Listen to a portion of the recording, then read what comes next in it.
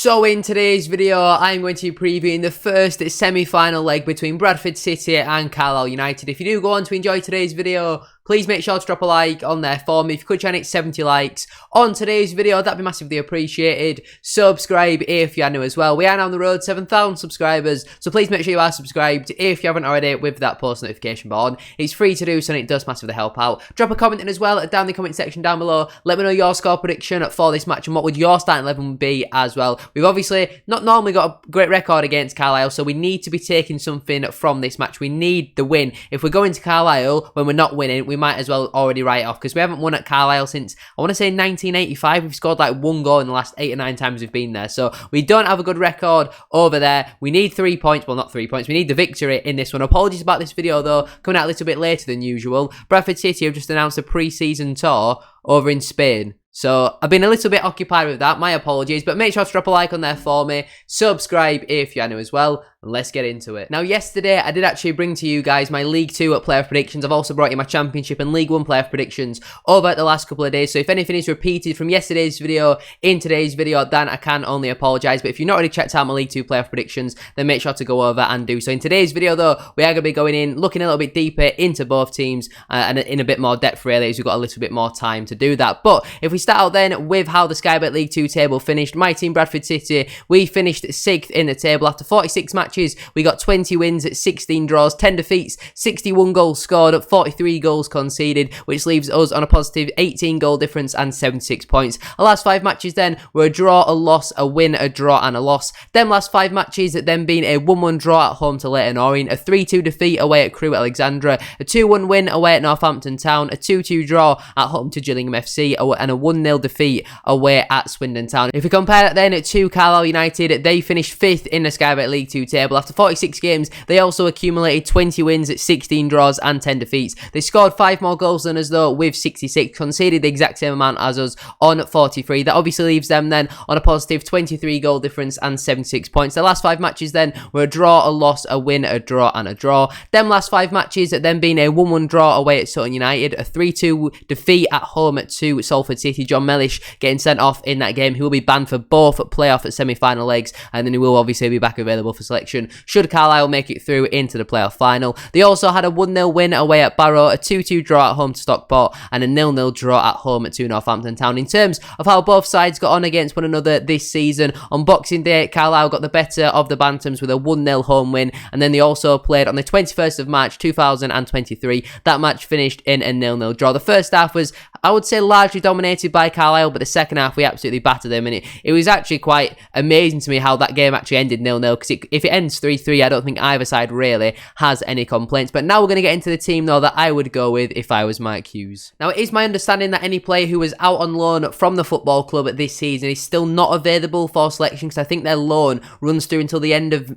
May, if I've got that right. Some players like Matty Folds, Jan Songo, Jake Young, it is my understanding that they won't be available for selection in this one, so I haven't picked any of them players. But me personally, I would line up in a 4-diamond-2 formation. Now, with the players that have gone, it's flexible to be a 4-3-3, a 4-2-3-1, but I think we need to line up with a diamond in a playoff game, a knockout really competition. You need to be compact, you need to be solid defensively, even at home, and I think the diamond would really suit us with the players that I have picked. In goal, I have gone with Harry Lewis. He's obviously been outstanding for us this season. Didn't really have too much to do, to be fair, against Leyton Orient. While they had a lot of the ball, they weren't really creating too many clear-cut chances and can't really do anything about the goal, but we all know how good Harry Lewis has been in both fixtures, really. I think he's done a good job. You could argue he's maybe at fault for the goal that Carlisle scored on Boxing Day, but he still, after that, made 3 or 4 really, really good saves. So, in my opinion, obviously, you've got to keep Harry Lewis in between the sticks. At right back, I would go with Brad Halliday, back to his best against Leyton Orient on Monday. He was absolutely outstanding. He had a bit of a wobble against Crewe, but in the last 2 games against Northampton and Leyton Orient, I think he's been absolutely unreal. So, he needs to keep his place at right back, in my opinion. Hopefully, we can see another really good performance from Brad Halliday, because, well, he's done a little bit of controversial media stuff over the last couple of days. On the 10th of May, Simon Parker put an article out saying a quote from Brad Halliday, which says, "The 2 legs will be 2 big crowds, and when we go to Wembley, it'll be even bigger," which has obviously caused a lot of Carlisle fans to be like, well, we're obviously not going to be happy about that. Bradford City fans are like, oh, nice one, Halliday, you've jinxed us. It's got 24 bookmarks, has that tweet. So if we don't now make it to Wembley, I'm sure that'll be plastered all over social media. The full quote then actually reads, it was a post-match interview from the game against Leyton Orient. He said, the fans got behind us all day and I take my hat off to each and every one of them. It was incredible. I think it was another record broken. The club's massive. We've said it throughout the season. We've got 3 big games where they'll play a massive part. Hopefully they can come and see us over the line to achieve what we've wanted to from the start of the season. The 2 legs will be 2 big crowds, and when we go to Wembley, it'll be even bigger. Not if we go to Wembley, when we go to Wembley. So Brad Halliday is obviously very confident, and fingers crossed he doesn't drop a performance like what he did in the match against Crewe Alexandra. Into the 2 centre-backs then. Firstly, I would go with Sam Stubbs. I thought, again, pretty solid performance from him against Leyton Orient. Didn't really give them too much of a sniff, to be fair. He's been solid since coming in from Exeter in the January transfer window. Always gives you a 7 out of 10 at the absolute minimum. I think he's been brilliant. He needs to keep his place in the side. He's also very physical and provides a bit of a threat, because Carlisle, while they've got some good technical players like Owen Moxon, Jordan Gibson, they've also got a lot of physical units who will be, difficult to handle with from set pieces and stuff like that. So I like to see Sam Stubbs partnered with Romany Critchlow, especially for the home fixture. You need to be playing the best players to play your style of play, and I think Critchlow suits that much more than Matty Platt. So I'd like to see him keep his place in the side. And I also think defensively he had a pretty decent game, to be fair, against Orient, where again I thought he was a bit shaky against Crewe. I thought we saw a much better performance from Critchlow against Leyton Orient. In at left back, I have gone with Liam Rideout. I think his experience is going to be very key for matches such as the playoffs, and I think obviously he's been playing consistently over the last couple of weeks and months now, so I think it would be very stupid to bring back in Talaji Bola at this stage. I like to see Rideout keep his place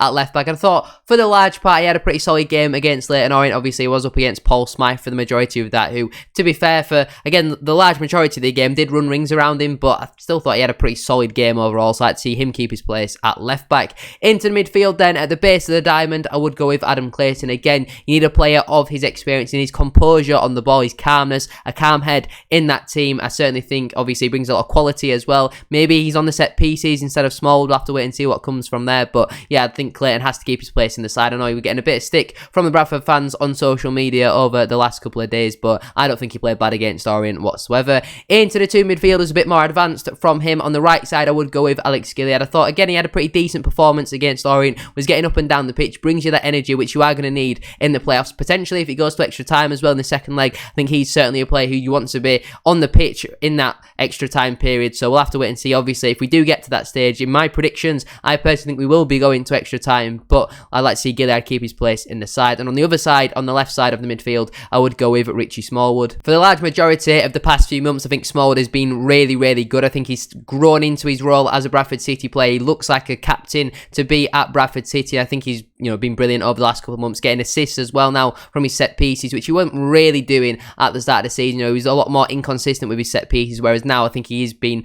very good with his set pieces, and he's also, another leader on that pitch, someone who's experienced, he's got that calm head. I think he could prove very crucial for us in these playoff run-ins. In at number 10 position then, I've gone with Emmanuel Osidibe. I think from what we've seen from Osidibe off the bench, he affects the games so much more than what Jamie Walker does. While Walker might have got a couple more goals and assists than Osidibe, obviously you got to factor in the minutes and all that sort of stuff. I think if you give Osidibe a start in a game like this, his flair and trickery, even if it's out on the wing and you go with a 4-3-3, then I think Osidibe's got to be starting, in my opinion. More than likely he will go with Jamie Walker, but for me personally, I like to see Osidibe get the nod. Into the 2 strikers then. Firstly, I've obviously gone with Andy Cook. Finished the season as League Two's top scorer. I think he actually finished joint in the EFL. I don't remember who it was with. Was it with Connor Chaplin maybe, or Achille Brackpom, Johnson Clark Harris? I've no idea. One of them strikers anyway equalled Andy Cook. Obviously 31 goals in all competitions. He's a big game, big player, yet to score against Carlisle so far this season. That's actually the whole Bradford City team. We have not scored a goal against them so far this season, so it'd be nice to see Andy Cook get on the score sheet once again.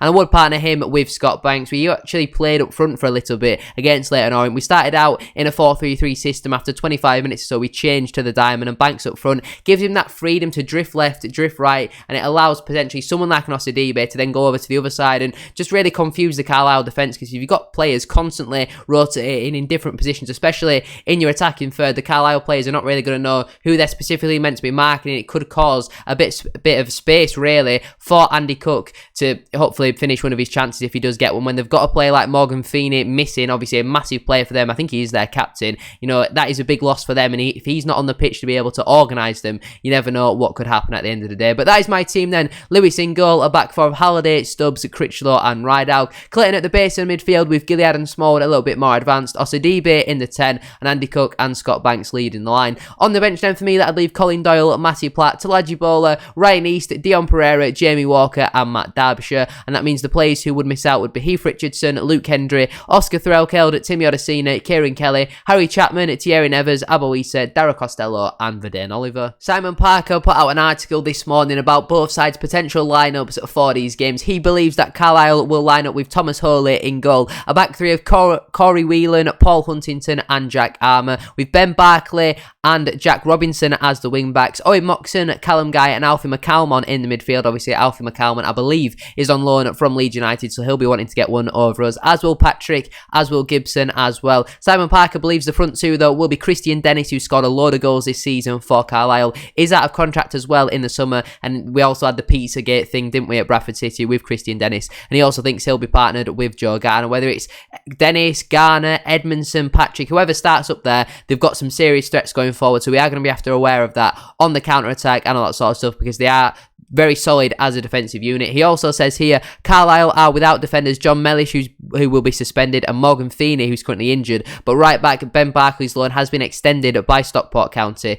for the semi-finals, and obviously if he plays against Stockport in the final, he will be ineligible for that. He also says the one to watch is Jordan Gibson, who always makes an impression against City to try and silence the Boo Boys. Fingers crossed he doesn't come back to haunt us once again. And the referee for this game is Ross Joyce from Middlesbrough, who will be officiating his third game at Valley Parade this season, so very interesting statistics there. In terms of a score prediction for this game, I do think we will get the better of Carlisle in the home leg. I'm going to predict a 1-0 home win for the Bantams. I'm going to go with Sam Stubbs to get the goal for Bradford City from a corner or a free kick, who really knows. But that is where I'm going to leave it for today's video. If you have enjoyed it, please make sure to drop a like on there for me. If you could try and hit 70 likes, as I said at the start of today's video, that'd be massively appreciated. Subscribe if you're new as well. We are on the road 7,000 subscribers, so please make sure you are subscribed. If you haven't already, with that post notification bell on, it's free to do so, and it does massively help out. Drop a comment in as well down in the comment section down below. Let me know your score prediction for this game and what would your starting 11 would be. Even if you're a Carlisle fan, let me know all that sort of stuff down below. Thank you very much for watching today's video. Have a great rest of your day, and I'll see you all tomorrow for the match day vlog. Peace.